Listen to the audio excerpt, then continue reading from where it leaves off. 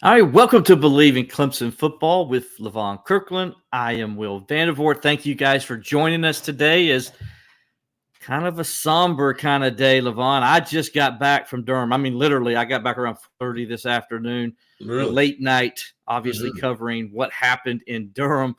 Mm. Buddy, I know you were back there at your home watching it. We'll just real fast before we get into everything, just a quick synopsis, and then we're going to go later into break down the game and Sure. all that stuff. Tell me what you thought, my friend. Wow, it was surprising to see that happening.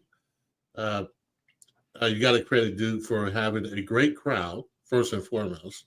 Yeah, it was a very good crowd for Duke. Very good crowd. I really thought that Duke came ready to play. They seemed to be the team with a little bit more of a chip on their shoulder. And Duke didn't really look like the normal Duke that we accustomed to seeing. They look very athletic, especially on the defensive side. And that was a little bit more surprising to me. The offense that Duke presented wasn't as surprising, but their defense they were kind of getting after it a little bit. It really was. And you got to credit that whole Duke staff, their head coach, for having such a good scheme, especially I thought defensively, Duke played pretty well. And even though Clemson drove the ball from 20 to 20, it seemed like four straight times, they were able to create turnovers. Mm-hmm. And that's what it's all about. It's not driving the ball. That is not the point of football games when we're on the offensive side. The point of offense is scoring points, whether it's 3 points or whether it's 6 points. And we did not do a good job of that. And we were close. At times you're thinking like, okay, they're about to come back. It's 13-7.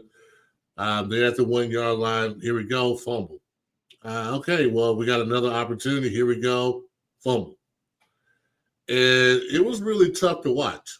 Mm-hmm. And I couldn't watch it from the comforts of my home. Thank you very much, Spectrum, for you and ESPN. Oh no, you were stuck in that crowd. I'm stuck in that, so I had to find myself at some random bar to try to watch the game. Oh no! And by the way, Lavon is, for those who don't know, who are just joining us, and we appreciate you being with us. And Lavon lives in the place where all Clemson people don't want to live, but he went back to school. He's getting his master's, not in Columbia, by the way, not at that school, not at that school, but he's living in Columbia. So Lavon, as a Clemson guy, you had to go to a sports bar in Columbia. That had to be rough, my friend. You know, when you're the king, people understand. They get it. They know not to. They know not to approach the king. No, I'm just kidding. But yeah, I had to go to I went to Hooters. Matter of fact, that's where I went, and yeah, it was. It's pretty low key. It was really nobody there. So good. Well, I can throw my drink or whatever across the room when I saw the third fumble. Wow. Yeah, it was. I understand throwing any drink or any beverage, anybody want remote control if you wanted to. Sure. For after what happened last night, we're gonna get into all that. Of course, we got a ton to cover when it comes to what happened in Clemson's 28-7 loss last night to Duke.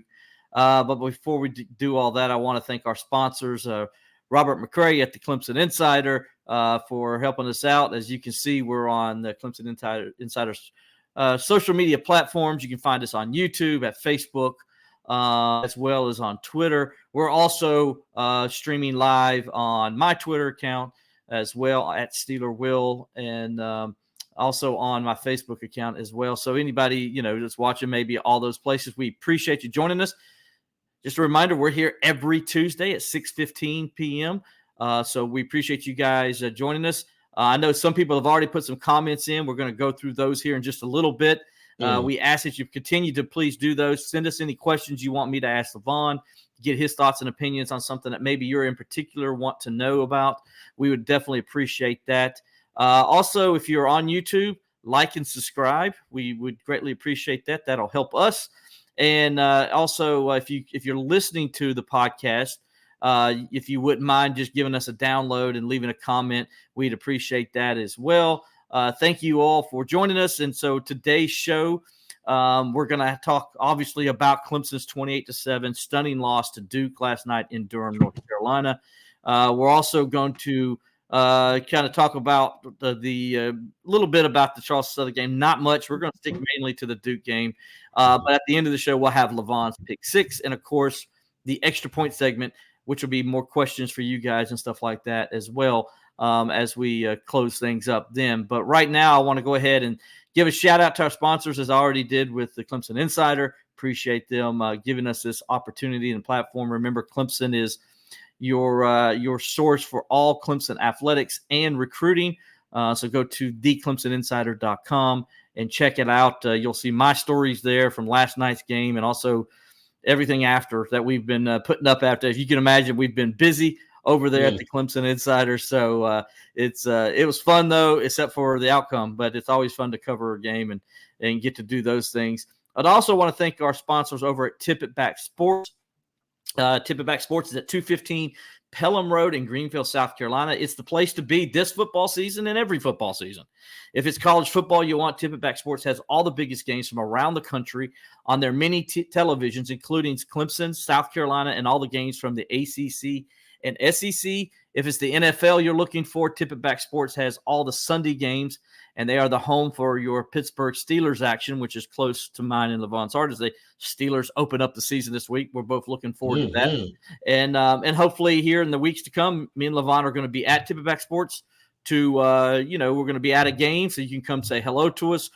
Probably going to do the podcast live there at the game. At the restaurant there. And so you can come by, say hey to us, and watch us do the show. We would love to have you guys there while we do it. Tip It Back Sports Grill is located at the Commons at Pelham and is open 7 days a week. On Mondays, it's Twisted Trivia Night as well as Monday Night Football. Other nights, we'll have karaoke and live music. I know they do that on Friday nights. Saturday is, of course, college football all day. So go by there, and if you watch your favorite college game, whether it's the Tigers, whether it's the other team down there in Columbia, or, whether it's maybe your favorite team in the ACC or SEC, Tip It Back Sports will love to have you. Also, Sundays are designated for the NFL and the Pittsburgh Steelers. So on Sundays, if you haven't got your NFL Sunday ticket and you're looking for a place to watch it, go to Tip It Back Sports. They'll put your game on. Even if you're not a Steelers fan, it is a Steelers bar. But it is also they'll put on any other game that you want, especially if the Steelers aren't playing at that time.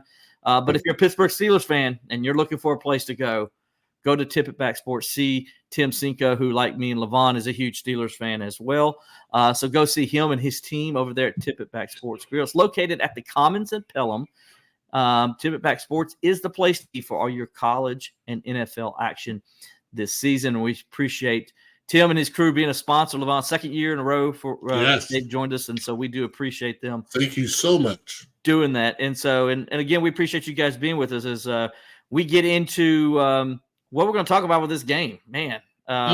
Levon, for everything that we were excited to see with the offense and everything we heard coming out of camp, we heard the players talking national championship. What a major letdown, dude. Just a major letdown. Yeah. And look, I don't want to take anything away from Duke right now, okay? But that was a major letdown on how the offense performed and then just how the team overall performed in a game that, in my opinion, they have no business losing. Yeah, well, everything coming out of the football camp, you thought that Clemson was really going to be prepared for this game. They had a little extra time. And they really did not show up. And that is probably me being kind of saying that they did not show up. I really thought that the defense, no matter what the stat line is, I mean, do you see the missed tackles on the quarterback? It was really not good. What I'm seeing also is guys are not shedding and getting off blocks. There's really rarely any game tackling. What I'm seeing, and then we talked about this before. We talked about momentum possessions. And momentum possessions are like, for example, if you score a touchdown, as a defense, you can't let the opponent score a touchdown. So if Clemson scores a touchdown, and then I go out there as Clemson defense, I can't let the other team score a touchdown. That changes your momentum. Or if you come out from halftime in the first possession and you're on defense, my thinking has always been, let's get off the field in 3 plays. 3 plays and we're out of here. We give our offense the ball, give them a good position, and we take the momentum. So that's what we call a momentum possession. What happened to the Clemson Tigers last night? Third quarter, the opening drive, Duke marches the ball right downfield. And the touchdown was missed tackle after missed tackle after missed tackle. Duke just had a little bit more chip on their shoulder. I mean, and that's kind of what happens preseason. We do all this talking, we do all this analyzing. The bottom line is we don't know a lot of times. We don't know what a team is going to be until they showed up. On the offensive side, who cares if you drive the ball the whole time? It's about putting points on the board. And I don't know if we can kick a field goal.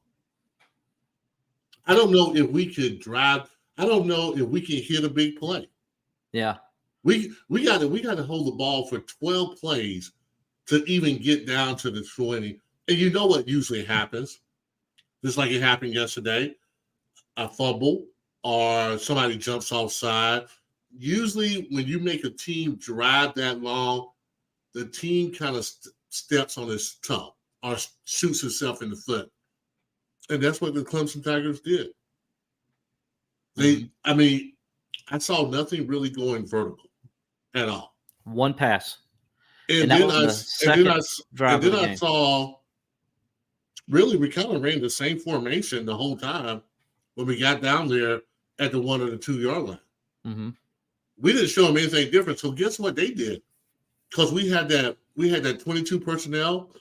And what I mean by 22 personnel is 2 tight ends, 2 backs.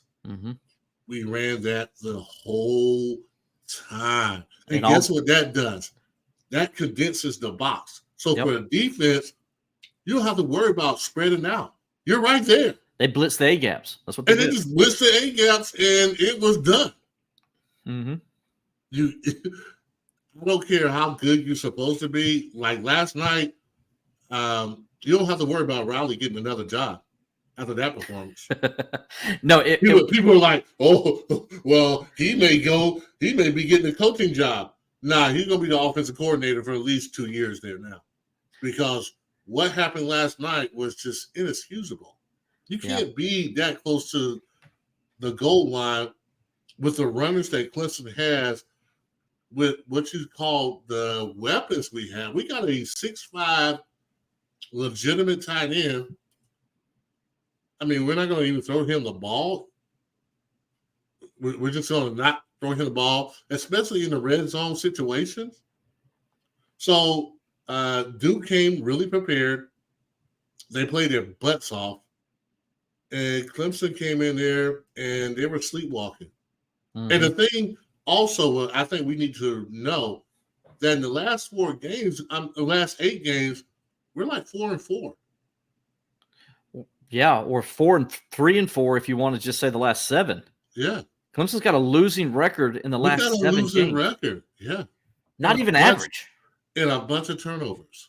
And a bunch. Started the season 8-0 last year, and then the last 7, they're 3-4. Yeah. So, I mean, they picked us in the top 10 because we got Clemson and that Paul on the helmet, but we haven't really done anything of late. Well, let me ask you real quick before I kind of go through my analysts.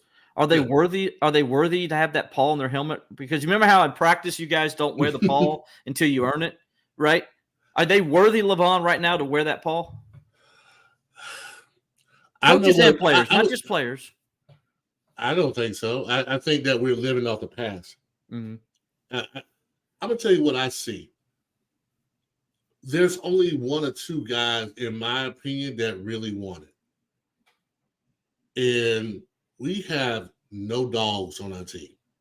We might have 5-star recruits, but I did not see any dog in them yesterday. I saw one dog. Maybe one dog. Will Shipley.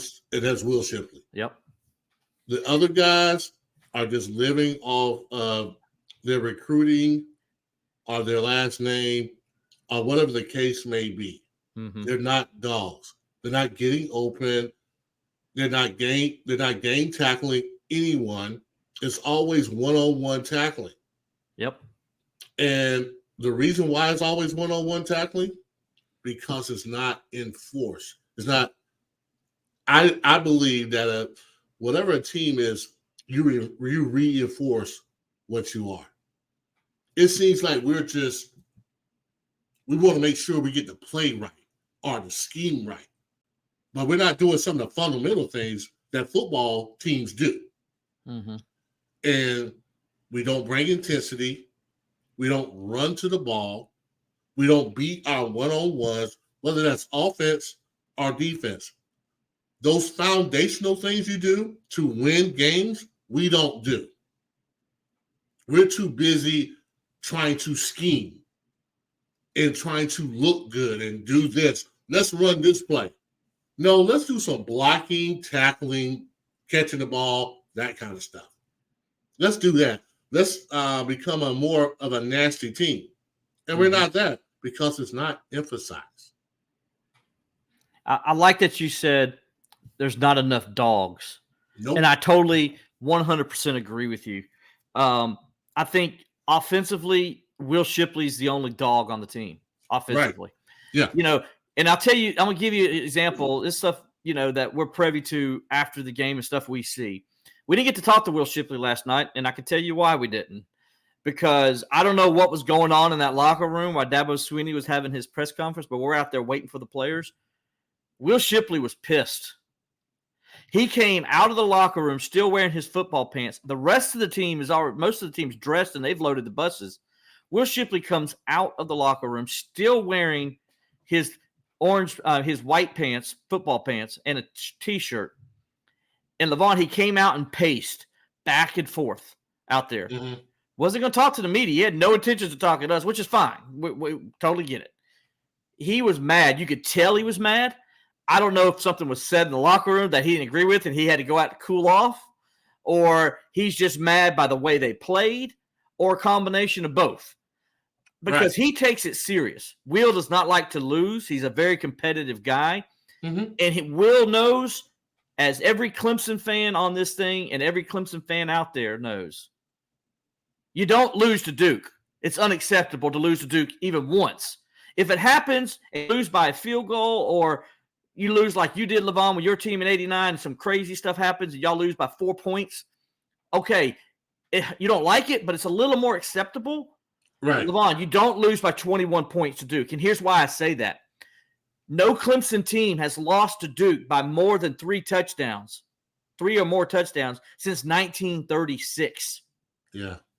It's unacceptable, and I think Will Shipley knows that. He knows the proud tradition at Clemson. He wears that paw with a lot of pride, and he was pissed off last night.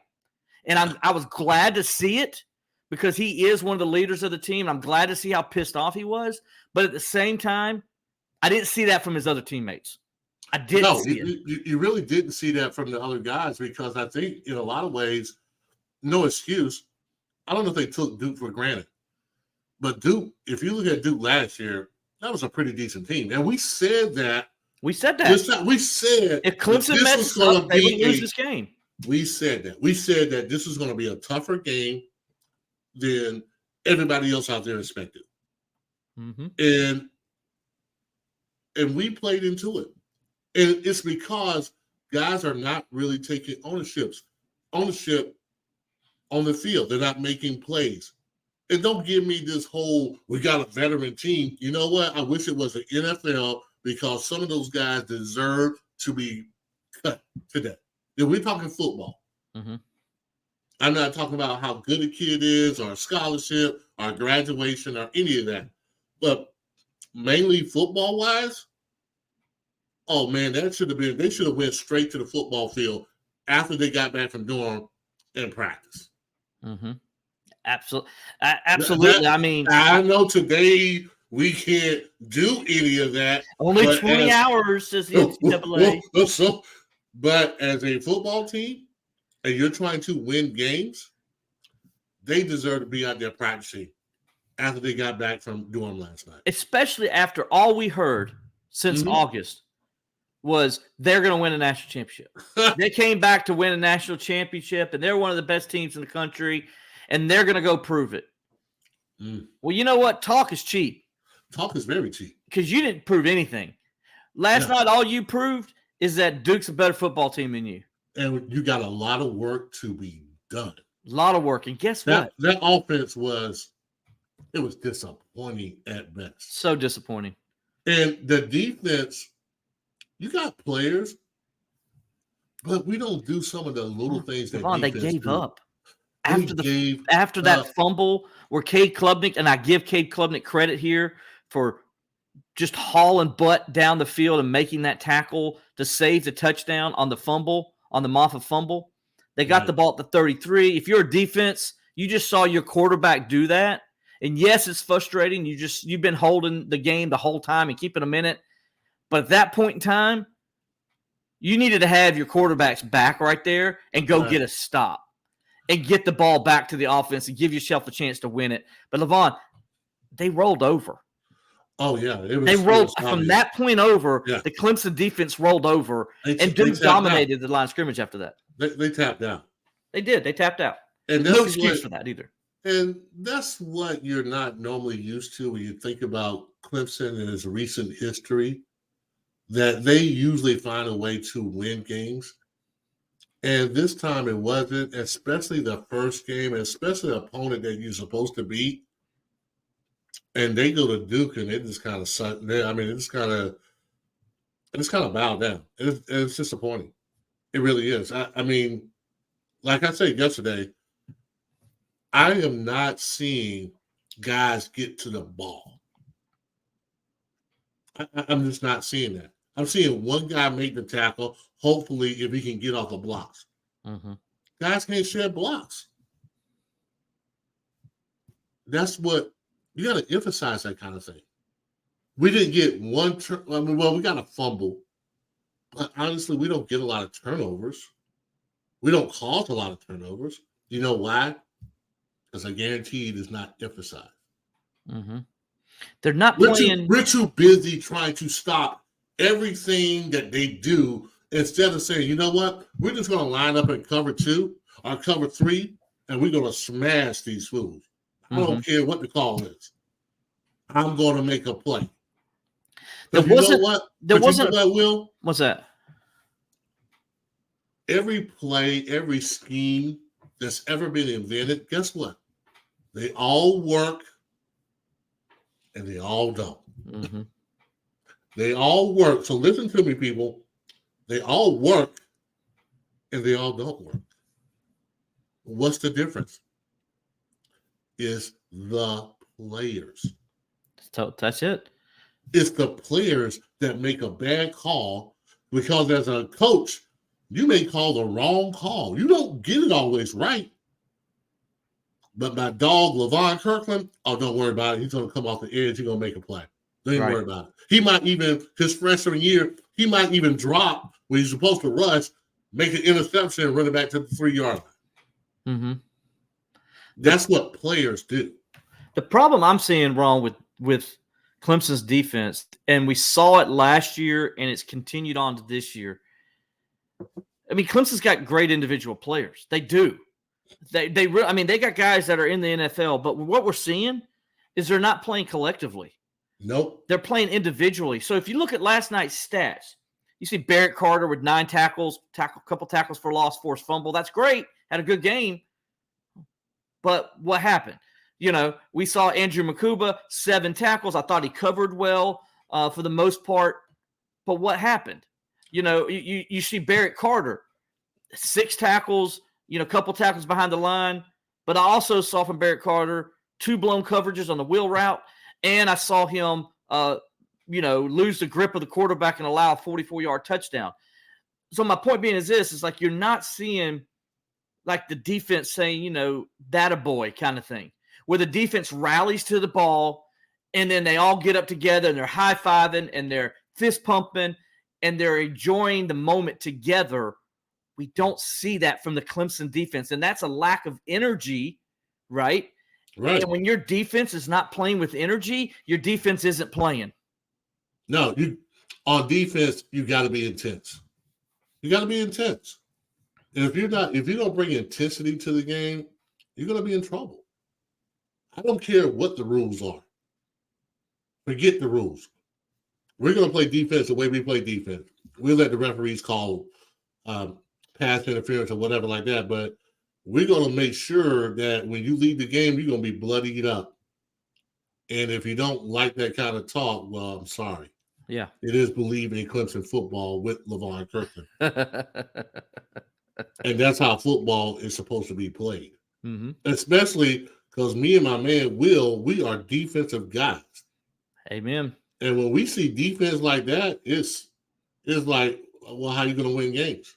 Yeah. I mean, somebody needed a butt cutting last night. They needed a whooping after that. Yeah. And then there goes another problem.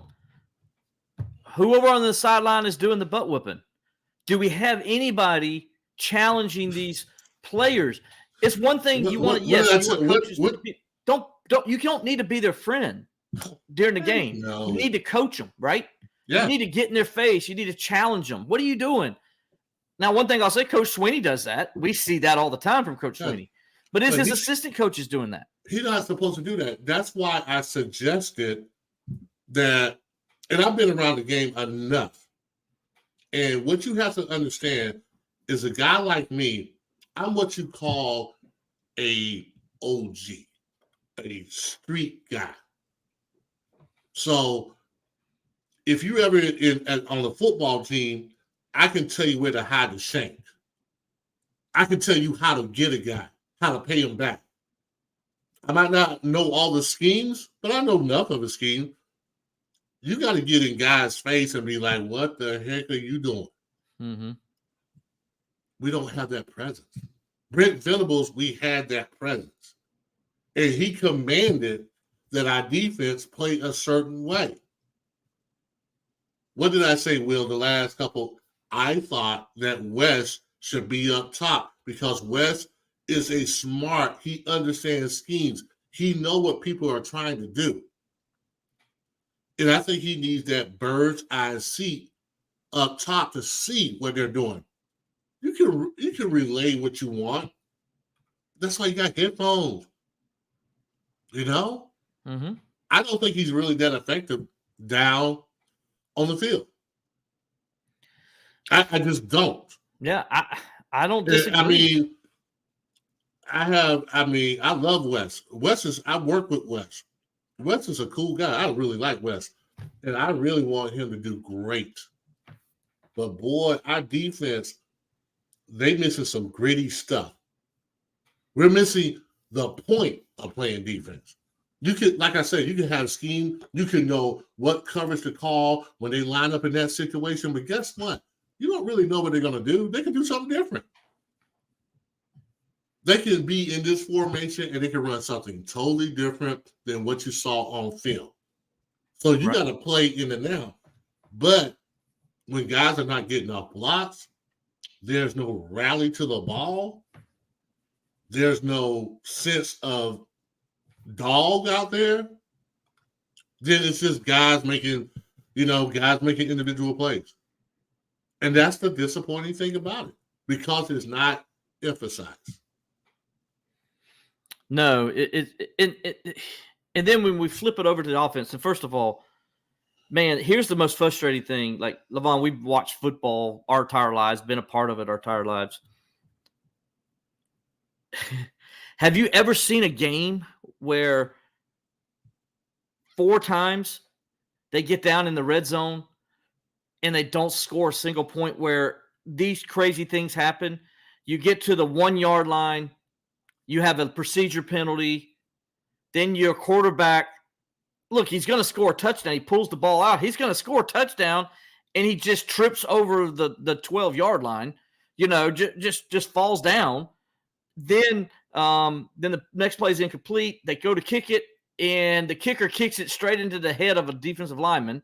I mean, you're like, okay, a little weird, but it's football. Things happen.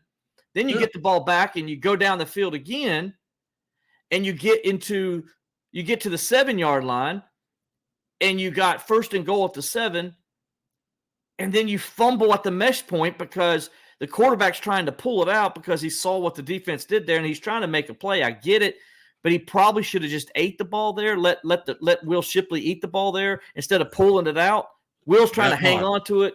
He's doing that. The next thing you know, it's a fumble. Okay, so now that's 2 possessions where you've gone down there and you fumbled the ball. You haven't scored. Then you get another possession, and you go down to the 1 yard line again. Mm-hmm. Okay, now you're like this time, okay, they're going to get it in here this time. Yeah, that's what you're thinking. Yeah, and then here's the crazy thing that happens. I don't know if you watched this play, but Tristan Lee probably had his best block of the night, and he pancakes the guy. And when he pancakes him straight into Phil Maffa, and the ball pops up in the air, and their guy's running with the football, and I'm having deja vu, like, oh my gosh, am I watching Jerome Bettis again in the Indianapolis game in 2005? It was just nuts. Cade Klubnik makes the tackle, and then they have another situation where earlier in the game they got down the field and they got a field goal and get in field goal position, and again the kick's blocked. It's like 4 possessions, 2 blocked field goals, 2 fumbles. Those all should have been points for Clemson, and they wasn't. I have never seen anything like that happen in all the football I watch, and I promise you I will never see that again, where one team had 2 fumbles inside the 5-yard line and 2 blocked field goals, 1 which is basically an extra point. Yeah, it was a chaotic game. I mean, things happen that it normally doesn't happen. And you can learn from that. You can watch the film, and they're probably not as bad as we are remembering it right now. It's never that bad, But yeah, this is a lesson, and hopefully they can take this and they can build from it. I mean, that's the positive thing about it. It's the first game. It's disappointing, but you can move on from that. But I think we do. There's a lot of things that Clemson needs to work on as far as a football team is concerned. And I'm not sure if it's scheme. I'm not sure if it's scheme. I think it's mental toughness. I think it's toughness. I think it's tenacity that I'm not seeing. Every once in a while, I see it. And I know people are going to be like, oh, well, Lavon, back in the day, it was like, no. That mentality on defense, I don't care how they change the rules. As a defensive player, you still got to have that mentality, and let the flags fly out their mess. I don't care, throw a flag. But I know I just send a message to that guy that the next time he runs across the middle, he's going to have to pay some taxes. Didn't Duke send that message last night? Yeah, they did. Yeah, Duke was a more physical team. Yeah, and you got to be physical when it comes to football. And yeah, did we do some things? Yeah, we did some things. We drove the ball, we got down there, but it's nothing when you get down there. You can't score. We couldn't even get 3 points. We couldn't keep a field goal. Yeah, that is a major problem. Do you remember in the 4th quarter, Clemson's got the 4th down and Cade Klubnik runs? Now, I'm going to tell you what set up him sliding there, which he shouldn't have done, but I'm going to tell you why he did it. Go back to the 3rd quarter. Clemson runs a quarterback draw. Klubnik looks like he's going to sure. Number 2 comes over and lays him out. I mean, lays him out. And Klubnik gets up like kind of surprised because he didn't see that coming. That sent a message, what you just said, sent a message to Cade Klubnik. You going to run up the middle? This is how you're going to get hit. Yeah, you run up here one more time, see what happens. And what happened in the 4th quarter? He cut big it short. 4th down play. What does he do? He slides. He when they slides need early. to pick up a first down. Yeah, that's when you're supposed to dive for that first down. Exactly. But the reason he didn't was because he was worried about the hit. Now, what happened? Exactly. The guy comes flying in and hits him, right? Tattoos him Yeah. again. Late hit penalty. He's called for targeting. He's out of the game. But I'll take it. The message was already sent. When he slid, the message was sent. As a defensive coordinator, I'll take that kind of play. I will, because you know what? Like you said, like I said earlier, now he's thinking about it. Mm-hmm. Okay, we got the 15 yards, but I guarantee you now he's thinking about, boy, I better be careful next time I slide or next time I run, because these dudes are bringing it. These guys are not afraid to bring the wood. And that was the case last night as we watched on ESPN in front of the national crowd. That Clemson looked like we don't even belong in the top 40 as far as a football team is concerned. Mm-hmm. Forget the top 10, the top 40. We always complain about other teams, but we've been kind of living off the past ourselves. Yep.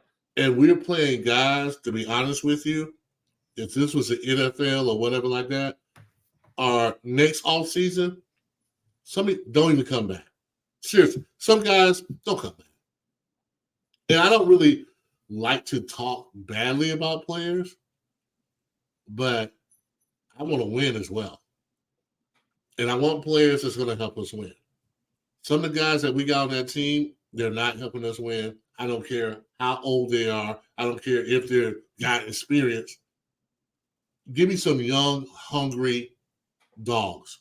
Give me some guys who are 2-star, 3-star, man, trying to get out of their situation. I want those kind of guys. Mm-hmm. I want those kind of guys that love the game so much that they would play in the streets if need be. And I don't know if we got that kind of guy. I don't. I mean, football has changed, but it shouldn't change that much. Somebody like, I'm serious. We're in an era of football that is demanding that you get guys who can really want to play, can't wait to play, are absolutely dirty dogs. You can't just get the nice guys anymore. And you can develop, but nowadays it's about getting guys who can play right now, who can help your team. I don't know if we got that. Yeah, I mean it's definitely disheartening. And I'm gonna ask you this before we switch over to our other topics, Levon. Sure. But before we get out of here, I want to ask this part. Do you think it can be fixed this year? Do you think last night was game one? Look, you coached at this level. You understand how it works and how a season goes. Do you think that they can get these things fixed and get themselves in a position where they can be successful? Not necessarily win the ACC. I'm not saying that. Because it's going to be a hard road to win the ACC now. A hard road, because we know it's coming in a couple weeks to Death Valley. If a Florida State team that just ripped LSU apart the other night. Can they fix this, though, in time to where this season doesn't turn into a huge disappointment? I'm not sure if we can fix it. But I think you need to start emphasizing some things. And I think you're supposed to already be tough. Mm-hmm. If we talked about you being tough right now, that's tough. I said tough. But anyway, I think it's extremely hard. Yeah. I mean, I can see if you battle. If you're a team that battles, I always think you got a chance. If you're a team that shows toughness and, okay, you lost a game, but, man, they got a black eye as well as you do, then I'm like, okay, well, now you just need to emphasize some details. Right. In this case, we got beat down by a basketball school. And, that hurts. Boy, that's going to be tough. I'm not saying they can't be done. I think it's harder, though. I think it's going to be harder. Yeah. I don't think they can be done like I don't think certain positions can be fixed. And I'll just go ahead and say it. I don't think wide receiver can be fixed. I think it is what it is right now. They don't have a dog at wide receiver. I don't think they're going to have a dog at wide receiver. We hear all this preseason stuff, and none of it comes to fruition. None of it I mean, you know. Get some of those guys who are veterans who have been playing in there, who haven't been playing well, and sit them on the bench. It's just, to me, this is what sit them on the bench and get those new guys and say, hey, go out there and play, man. Just go play, have fun. And one thing I like to see them do is just run the football. I would love to see them just continuously run the football. When I looked last night, look, I'll pull up the stats right here. This is what, and I know they fumbled running the football, but there's times also where they were throwing it. I'm like, what are you doing throwing the ball? Levon, they averaged 5.3 yards per carry last night. Will Shipley averaged 6.7. He had 23 carries. I want to see Will Shipley have 35. If Will Shipley wants to have 35 carries, let him have 35 carries. Because you know what? I hadn't seen one team yet stop Will Shipley. And when Clemson has stopped Will Shipley, not Will Shipley. If he's in a red zone, I mean, not the other team. If you're on the 1 yard line, Cade, I don't care if you do read it right. Give it to the main man. Give it to him. That's 114 yards last night. When it comes down to it, give it to your main guy. Levon, he had 17 carries last night for 114 yards.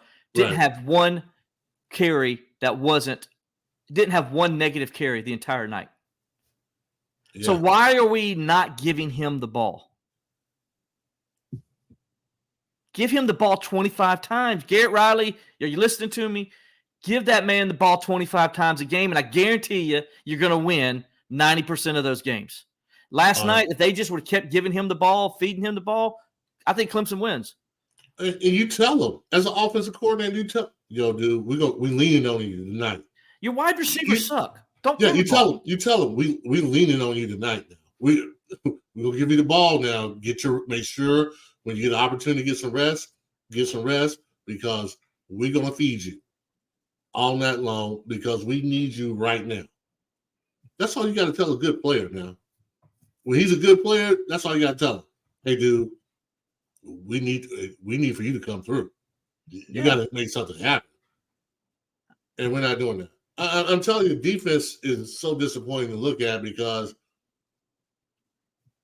one of the fundamentals of football is getting off people that are trying to block you, or don't let them block you, or like my man Jason Gilden used to say, if he's holding you, that's your fault, not his. He's supposed to try to hold you. I get it from an offensive line standpoint. Yeah, I'm holding. I'm a teach holding. If I'm an offensive lineman coach, I'm teaching them to hold. But as a defensive guy, I'm trying to break your wrist if you put your hands on me. Or guess what? I'm not even trying to let you put your hands on me. Oh, man. Yeah, it's like we got to get engaged and dance with the guy while the running back is taking off. Or, hey, I thought you were going to make the tackle. Or I thought you were going to make the tackle. Yeah. I'm telling you, man, it's just like the world on how we say, man, kids are getting soft, football's getting soft, everything's getting soft. So it's getting bad. It's difficult to watch. I mean, like when you see a team like that and they're supposed to be all this and they come out and they just lay an egg, it's disappointing. It is. And as you can see this week, the Tigers will host Charleston Southern at 2:15, a weird time for kickoff, as they'll try to get things right. The next 2 weeks for Clemson are fix-me weeks. These are two games that they should win. This is an opportunity to get some confidence on offense. And, Lavon, here's what I want to see. This is what I want to see against Charleston Southern this week. I know, look, sorry, Charleston Southern, you're good guys down there. You're coming up to Death Valley. It's a big payday for you. I want to see 59-0. Yeah, I want to see the defense get a doggone shutout. Get a doggone shutout. And offense, I want to see you score every time you touch the ball. Yeah. No excuses. Oh, we didn't execute this right or this happened. No, if they don't win 59-0, then I'm going to be disappointed because they should have that mentality That's what they're going to do. They're going to go in there and they're going to get themselves a good win, get some confidence, and start feeling good about themselves. Because, guys, you only got 2 weeks. You got 2 weeks to feel good about yourself, because then that team that just beat the living crap out of LSU in the second half down there in Orlando, they're coming to the Valley. The 1990 Florida State decade is coming back. They're coming to Death Valley, and they're looking to put a butt whooping 7 years worth. Yes, that since they beat Clemson, and they remember, they seen the receipts. If like Coach Prime likes to say, they seen the receipts the last 7 years, and their whole goal is to beat Clemson. And if they can, embarrass Clemson. And if Clemson don't get things right, they're going to do exactly that. Yeah, I really don't see Clemson win this game. That game, not Charleston Southern. I mean, at this point in time, from what I saw, I don't know if it's going to get better. Right now, I hope it does get better. I mean, of course I'm rooting for the Tigers every single time. But, I love the Tigers. But like we said, we're gonna tell the truth. Mm-hmm. We're gonna tell you what we see. And because we've had so much experience watching the game, we know when it's not right. It's not. I'm sorry to tell you, Clemson fans, it's not right now. It's not right. Yeah. And now they could fix it. I don't know if they're going to fix it before Florida State, but they can fix it at some point during the course of the season. Because I do think Dabo, I'm going to give him the benefit of the doubt. Dabo has proven throughout the years his teams get better as the season goes on. Yeah, so I think they're going to get better. The most improvement a team makes is from week 1 to week 2. We all know that. We heard that. Yeah. It is true. It is totally true. So I want to see him go out there and just beat the tar out of Charleston Southern. Keep the gas pedal on. Don't let off. Show that dog mentality. Lavon, you used to say it back when you played. You said that you guys went out there when you were with Clemson and when you were with the Steelers. Every week you guys went out there knowing you were going to win. Not hoping, but knowing you were going to win. That's what Clemson need to start doing again. They need to start knowing they're going to win and have that kind of mentality and go play like that. Yeah, it's like on defense, man, you really need to communicate very well, but you also need guys that it can't be just a one-guy thing. It has to be where everybody is trying to get to the ball. The more guys to the ball, the more turnovers you get. So it has to be demanded. You can put, man, forget all those plays. We're going to play this play, and we're going to get after it. I don't care if it's not the right call. Make it the right call. You ever see that movie Friday? Yes. When the mom is saying, hey, go get me some cigarettes. He said, this ain't enough, Mom. He said, make it enough. And that's my challenge to Clemson. Make it enough. I don't care if it's the right call. I don't care if we call the wrong call. Make it happen. No, you're right. All right, man. We're going to go ahead and Charleston Southern at Clemson 215 ACC Network. If you can't watch it on TV, you want to come to Clemson. Come to Clemson still. See Tiger Walk, the brand new Tiger Walk. I know you're down on your Tigers and you're mad, but go out there and go see what Clemson does with Tiger Walk. I think you're really going to like it. Lavon's seen it. I've seen it. It's pretty darn good looking and what they've done there. And I think Clemson fans are going to love it. Also, just come out and support your players, man. Yeah. They're still your players. Come out and support them. Show them the love. Let's pack out the Valley this week for that first home game and get some positive vibes going for this team. I know we're all mad. You hear me and Lavon, we're mad. But I know it'll be great if you come to Death Valley and have a good time like everybody does when they come. Lavon, I wanted to go ahead and get to our next segment, though. It's my favorite segment because, listen, if you guys don't know, Levon Kirkland knows his stuff, man. And he picks, as I said, Lavon's pick 6. He's picking against the spread. He does this every week. You need to go back and listen to old podcasts from years ago. We've done this for a while. And Lavon, I mean, the guy's got like an 80% success rate. I tell him he needs to start going to Vegas and betting on games because I think he'll have a lot of success. I mean, last week, for instance, Lavon was 6-0 and picked 2 straight up against the spread and went 6-0 overall. I mean, that's just unbelievable. I went 4-2, which is about what I think most people do, other than the other people not named Lavon. Right. And so, I went 6-2, 4-2 in those picks. Lavon went 6-0.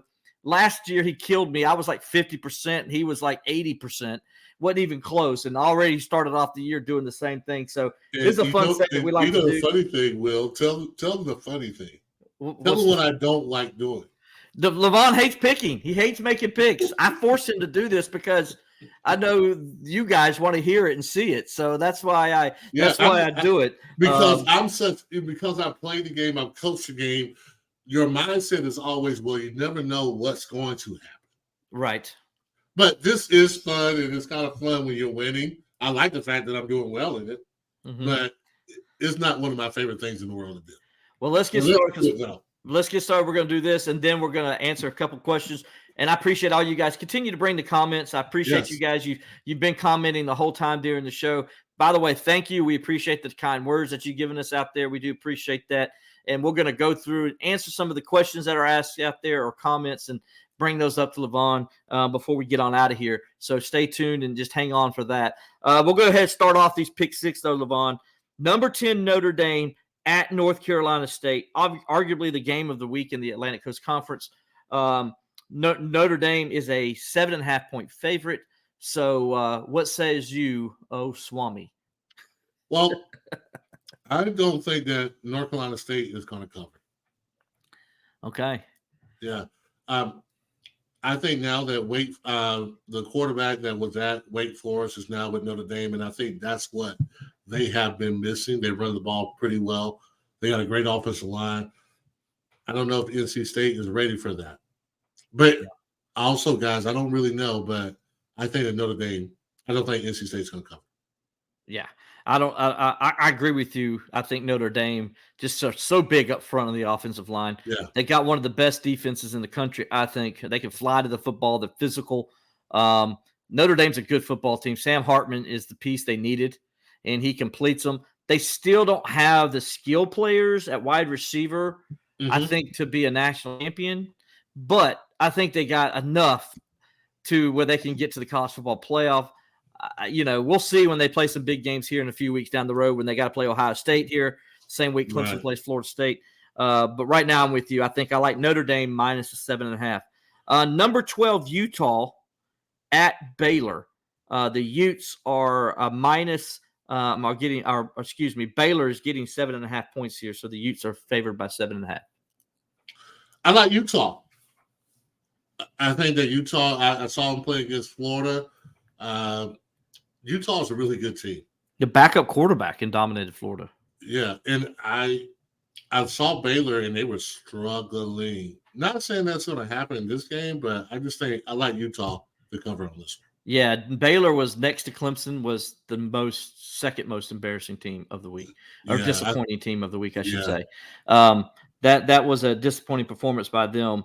Baylor, I'm with you on this. I think Utah goes in. I think Baylor gives it a fight because they have played better and they got some guys on there that have won championships and are proud of what they've accomplished. But I'm with you. I think Utah gets in there and covers. So give me Utah minus the 7.5 as well. Number 22, Colorado. Yeah, I just said that. Number 22, Colorado, and Coach Prime, after that 45-42 victory over TCU, a game Lavon called. Yep. Lavon said that was going to happen, and so I give him total credit for it. They're getting, they're favored by 3.5 hosting Nebraska. What do you think on this one, Lavon? Ooh, I think this one's going to be really close. Really? I do in a lot of ways, but I still think Colorado's going to cover. Mm-hmm. But I think it's going to be a really good game. Yeah. I think Matt Rule is going to have those guys ready to play. I think every team from now on is going to be up for the Colorado Buffaloes. And congratulations to Deion Sanders for doing something that nobody thought he was going to be able to do. Mm-hmm. And that is to beat TCU, who played in the national championship last year. I'm telling you, man, it's like looking at a really good 1A high school team. And in a 1A high school team, You know what you got? You got about 5 good players on offense. They're all athletes. They also play basketball and they run track. And when you play against them, they're way more athletic than you ever thought. And it seems to be the way that Colorado is. They got on offense, they're dynamic. On defense, man, they're okay. They're okay on defense, but their offense, I Bleav, can really score some points. And this is the game that I will be watching at 12 noon. I still feel like Colorado's going to win this game. I don't know if Nebraska had, but the Sims kid from Georgia Tech, now he can give you some problems now. He really can. And I think this is going to be a close game, but I think Colorado's going to cover this. Yeah, I think Colorado's going to cover and then some. And the reason I say that is because I watched Nebraska play Minnesota, and Nebraska can't score. They're like Clemson. They just move the football, and they get to the scoring position, and they turn the ball over, or they miss a field goal, or they do what they do. They play really good on defense, but there's nobody that's really a dog. Does it sound familiar? Sounds very familiar to me. Yeah, well, kind of. I mean, we've been talking about that today. Yeah, we've been talking about that for almost an hour. So I'm with you. I think give me Colorado minus the 3.5. I think Coach Prime to 2-0. So that would be. I mean, I'll tell you what. I enjoyed last week watching them play. I did too. That was the best game. It was a lot of fun watching. It was a lot of fun to watch. And I know the executives at Fox are like, yes, we won. Yes, we're all winners. That game had to have. I mean, I'd love to see what the numbers are, but it had to have the whole country watching it. It had to have had. No question. Number 23, Texas A&M at Miami. The Aggies are the Aggies are favored by 4.5. What do you think? The Aggies look pretty good. I think the Aggies are gonna cover. Yeah. Yeah, but Miami looked pretty good. Yeah, I mean, we'll see, but I think the Aggies are a little bit better than Miami. I think they're gonna definitely cover. But it's not in Miami, so I mean, if Miami wins, okay. Lavon, you taught me into it because every time I pick Miami, they disappoint me. So until they stop disappointing me, I'm gonna go. I'm with you. Give me A&M minus the 4.5. Yeah, you're still thinking that it's like Mike Tyson when Mike Tyson got older. Everybody still thought that Mike Tyson was going to win a championship. Yeah, they thought that he's going to be the heavyweight champion of the world. He goes against Lennox Lewis and just got beat down. But you're thinking, he's Mike Tyson.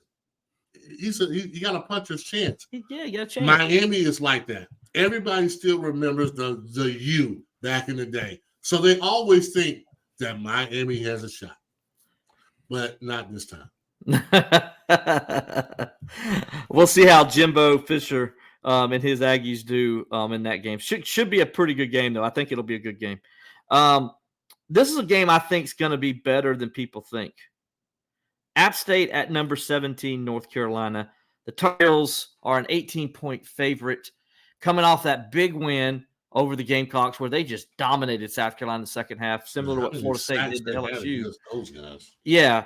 I don't know. We saw what happened last year, right? And North Carolina still has its problems on the back end. Mm-hmm. Do we have a 65-62 kind of game again? Where somebody hits a three-pointer right at the end to win the game? I mean, what do we think is going to happen here? I think North Carolina's going to do it this time. I think they're going to. You think they cover? I think they cover. Okay. But, guys, everybody from the South in our region knows you don't schedule Appalachian State this early. I bet you they'll never schedule them after this series is done. Yeah, man. Appalachian State is the team you do not want to play. So I wouldn't be surprised if Appalachian State they cover and they make it closer. But I think their offense is dynamic enough, and they seem to be a little different defense. They seem to really get after them. I mean, I know South Carolina was really bad last week, but I would have to say that North Carolina looks a little better on defense. I mean, it's still yet to be proven, but I think they're going to handle Appalachian State, though. All right. So we got North Carolina minus the 18 there. Final game, the biggest game of the week. Number 11 Texas at number 3 Alabama. The Crimson Tide is a 7-point favorite. What do you think is going to happen there? Gosh, man. This is a tough one. This is really tough. This is really tough. It really is. I think that Bama won't cover. Bama won't cover? I like Texas A&M in this one. I think Bama will win, but I think Texas is going to give them a fight. Yeah. Yeah. What happened to Arch Manning? I don't know. They said he might play. I don't know. Does he come out and play in this game? Does he come out and save the day? Heck no. I don't know. I don't probably not. He's third string quarterback for a reason, probably. Texas did the greatest thing you can do last week. They set the national media up for thinking that Texas is going to get drilled by Alabama. And what I mean by that is they didn't play their best game against Rice. Right. They did at times. They didn't look good. They looked like a team playing a first game, but they still won by 27 points. Yeah, they still when they needed to dominated when they needed to. They did what they had to do. Alabama, I know their quarterback looked good last week. I know he set an SEC record, first quarterback to run for 3 touchdowns and throw for 2 touchdowns. The other way around. Throw for 3 touchdowns, run for 2 touchdowns. I know all those things, and he looked good. And Alabama looked good. And I think Alabama was very physical, and they did a great job, I think, being physical against Rick Stockstill team, who's going to come play physical because that's how Rick Stockstill coaches at Middle Tennessee State. Something tells me in my gut, Lavon, that Texas is going to go into Alabama and beat them. You think so? Yes. I don't know if they're going to beat them. My gut is telling me Texas is going to win this game. So I'm going to go Longhorns straight up. Not just covering. I'm going straight up. They're going to go into Alabama and they're going to stun the world. Okay. And they're going to move themselves right into the middle of the college football playoff hunt. This is Texas year. Alabama's been there before. I'm still not 100% confident in Alabama's quarterback situation. I think Texas finds a way to get it done in a close one, but they stun. They should have beat them last year. They really should have beat them last year, but last year's last year. It's true. We found that out last night. Yeah, we found that out. Really, that was really bad. But I can understand what you're saying, though. I think Texas is a lot better than what they have been in the past. So I can see it, but I got Alabama on this one. All right. So you gave me a not so fast, my friend. So there's that. Before we get out of here, there's our pick 6. Real fast, let me go over it again. Notre Dame at NC State. Levon has Notre Dame minus the 7.5. Utah at Baylor. Levon has Utah minus the 7.5. Colorado versus Nebraska. He has Colorado minus the 3.5. Texas A&M at Miami. He's got A&M minus the 4.5. App State at North Carolina. He has UNC minus the 18. Mm-hmm. And then Texas at Alabama. He's got He's got Texas covering. Yes, I got Texas. So you got Texas plus the 7. Yes. Against Alabama. Mm-hmm. So there's Levon's picks. I say listen to the guy and go bet responsibly. I wouldn't put your kids' tuition on the house mortgage on it. But I don't know. I might. I've been pretty good of late, but 6-0 last week, 80% last year. The coach and player in me really hates predicting. So just know that. I told you I don't really like doing it, but Will has me doing it, so I do it. Finally, our final segment here before we get on out of here, our extra point segment where we kind of go over, and again, we appreciate all you guys responding and making comments. We do appreciate all of you. I'm going to try to go through because we got a lot and we do appreciate it. I'm sure we do. So we'll go through and try to find something here. Let's see. I apologize as I'm reading these.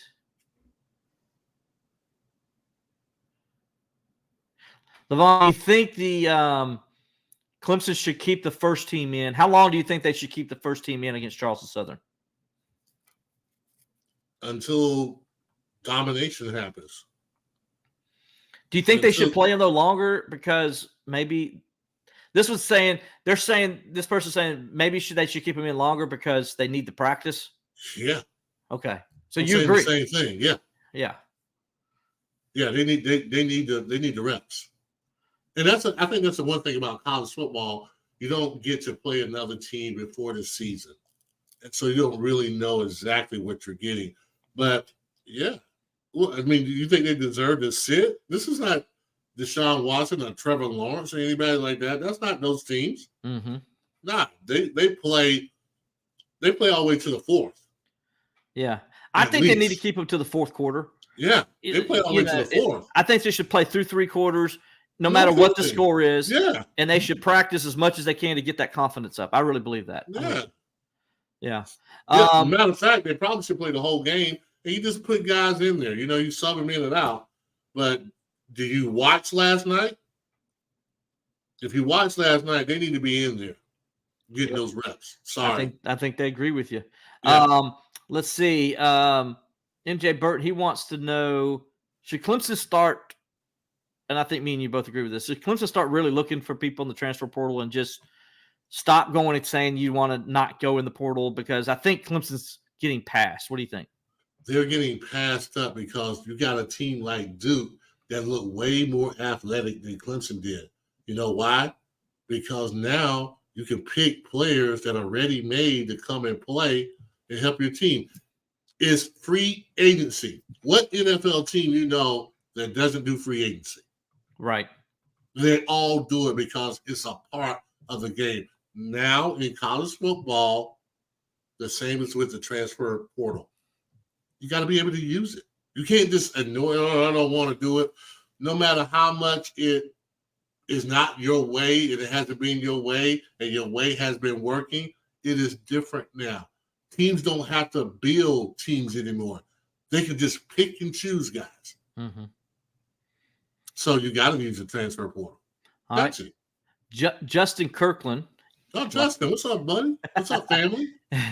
He wants to ask you this, buddy. He says, do you think it's time to stop the loyalty and make better hires? Well, we said last year at the receiving position that we thought he should have been gone too. Mm-hmm. Now, understand that when I say things like that, it's not personal. I like those guys. Mm-hmm. I do. But you always got to do what's best for business. Got to do what's best for Clemson, right? I think it's best. I think right now that we have lost what we had as far as coaches are concerned.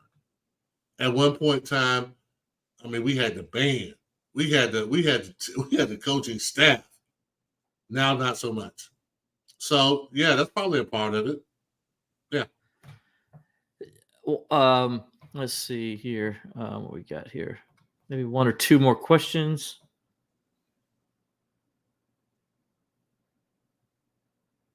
Last night's effort, how much was it coaching or how much was it players or was it both? Yeah, you got to put it on both, but also I feel that your leadership is what carries any kind of organization. So I just think that there are some things that are not emphasized. From me looking from the outside in, there's some things I don't think that's being really emphasized or hit on. And those things are kind of like getting to the ball, being intense, making guys play to a high level. So, yeah, it's on both coaches and players, but I'm going to put it more so on the coaches for not having this team ready to play a team like Duke that was really up for the challenge. And then our last question, just saw it here as I was going through. Do you think the part that's really hurting this Clemson offense is the fact that, kind of what we talked about just a few seconds ago, that they just don't have elite receivers? We can't throw the ball down the field.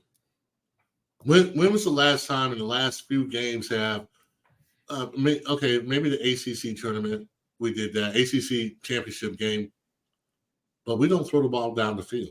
Mm-hmm. We gotta have a perfect drive to get down to the 20. We really do. We don't have that, one play touchdown. And I don't know if it's we don't have the receivers. Our guys just really can't get off the line of scrimmage or whatever the case may be. But yeah, that's a part of it. Our wide receivers are still some of the same wide receivers that we've been talking about. Like, oh, they're going to get better. It's their time. No, it's not. We've had those guys. It's time to put some new guys in there or whatever you got to do. But those guys got to go. I'm telling you. I'm telling you, I wish it was an NFL. I've been really busy letting some guys go today. I've been like, sorry, we're going to get somebody else. You'd almost be like Coach Prime with the Colorado. Y'all got to go. Yeah. One last question. Gerald Higgs from YouTube, he asked, and this will be the last question, do you think complacency has set in with Coach Sweeney? No, I don't really think what Coach Sweeney has that he's just complacent. I don't think that's his style. I think he's a very competitive guy. If you know him, you understand that sometimes your cycle is just not there. I mean, like the last couple of years, they won the ACC last year. So I wouldn't say, like, get rid of Dabo Swinney. Are you crazy? I don't think so. But do we need to look at who we're getting as players a little bit more carefully? Yes, because we are getting passed by.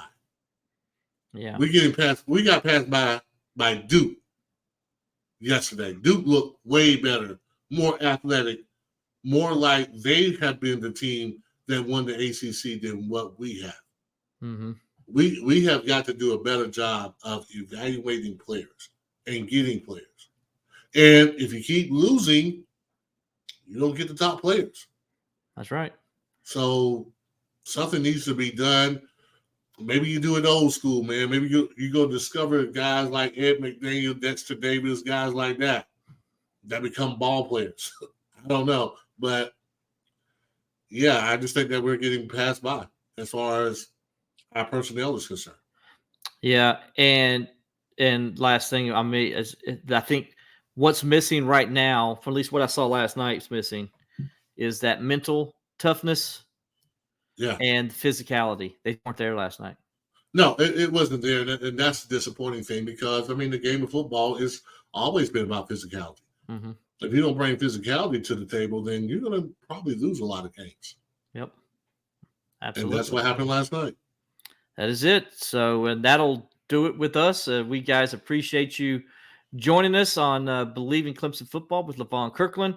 We'll be here every Tuesday at 2. At 2. I see that's what time I about went to bed, I think, after the game. Mm-hmm. We'll be here at 6:15, every Tuesday. So we appreciate you if you guys could join us. And, if you can't, you can always go back and listen. Watch us on YouTube if you want to. You can watch us on Facebook. Those things are there on our platforms at Clemson Insider. But please subscribe and like and do all those things. We appreciate it. If you're listening to us, download it wherever you listen to your podcast and give us a comment or two there as well. We do appreciate you. For Levon Kirkland, I'm Will Vandervort. We'll talk to you next time on Bleav in Clemson Football with Levon Kirkland.